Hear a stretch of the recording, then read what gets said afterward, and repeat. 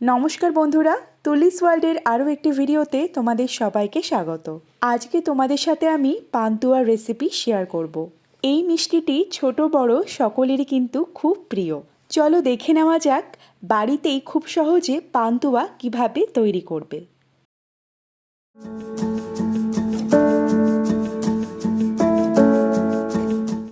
যেহেতু আমি বানাবো ছানার পান্তুয়া, ওর জন্য লাগবে ছানা। তো আমি এখানে 1.5 লিটার দুধের ছানা কাটিয়ে নিচ্ছি। তোমরা দোকান থেকে কেনা ছানাও ব্যবহার করতে পারো।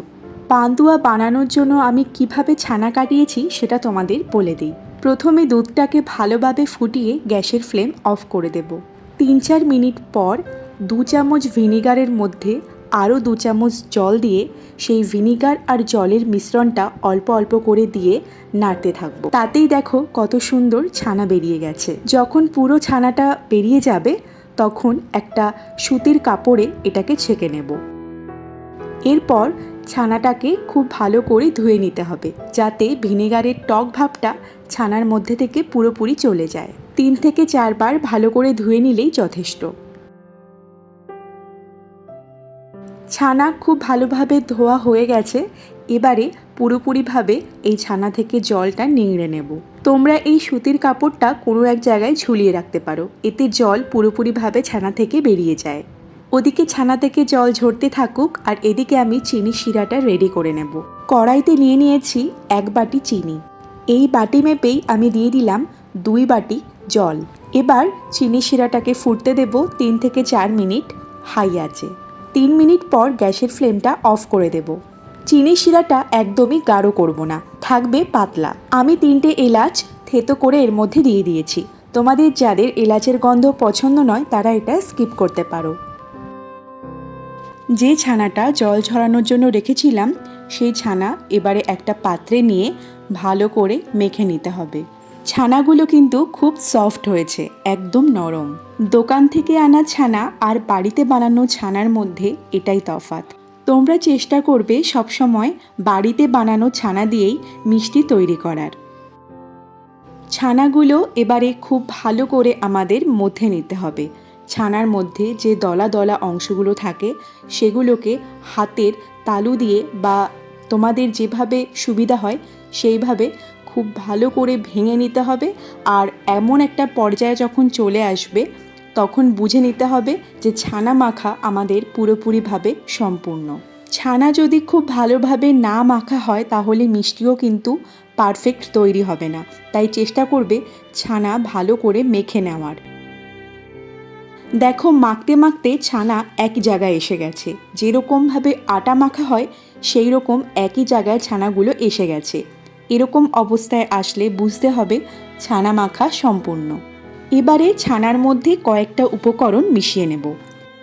নিয়ে নিচ্ছি 200 গ্রাম গুঁড়ো দুধ, 1.5 চামচ ময়দা, আর দিয়ে দিচ্ছি 2 থেকে 3 চিমটি বেকিং সোডা।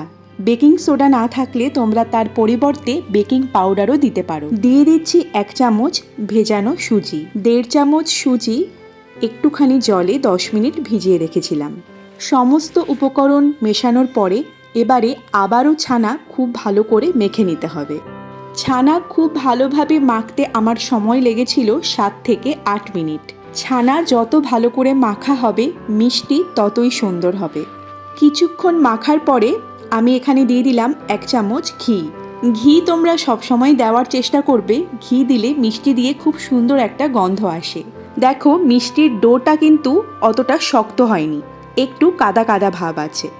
মিষ্টির ডো যদি শক্ত হয় তাহলে কিন্তু মিষ্টিও শক্ত হবে।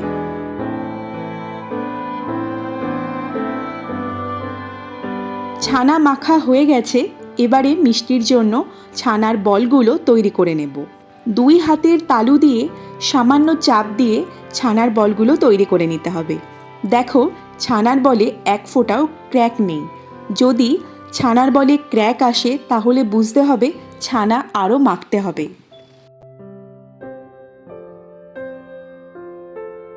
1.5 লিটার দুধের যে ছানা হয়েছে তার থেকে 17 থেকে 18 খানা মিষ্টি হয়েছে। পান্তুয়ার সাইজ যদি তোমরা বড় রাখতে চাও তাহলে 12 থেকে 13 খানা মিষ্টি হবে। ছানার বলগুলো আমার একদম রেডি। এবারে এগুলোকে ভেজে নেব। দেখো, কোনো ছানার বলে কোনো ক্র্যাক নেই। ক্র্যাক থাকলেই কিন্তু ভাজার সময় মিষ্টি ফেটে যেতে পারে। কড়াইতে নিয়ে নিয়েছি বেশ খানিকটা তেল। ছানার বলগুলো ভাজতে হবে ডুবো তেলে, সেই বুঝেই তেল দিতে হবে।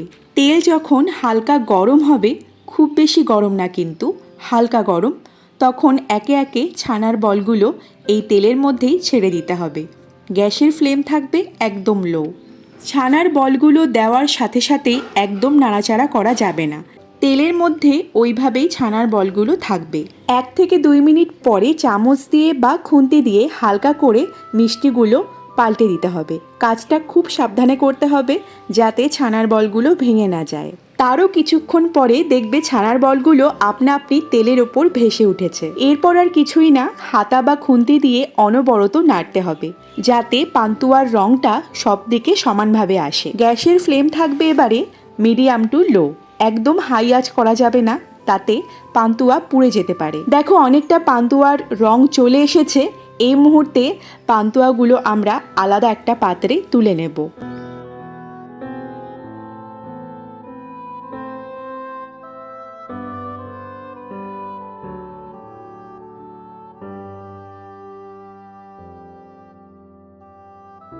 দেখো, ছানার সব বলগুলো আমার ভাজা হয়ে গেছে।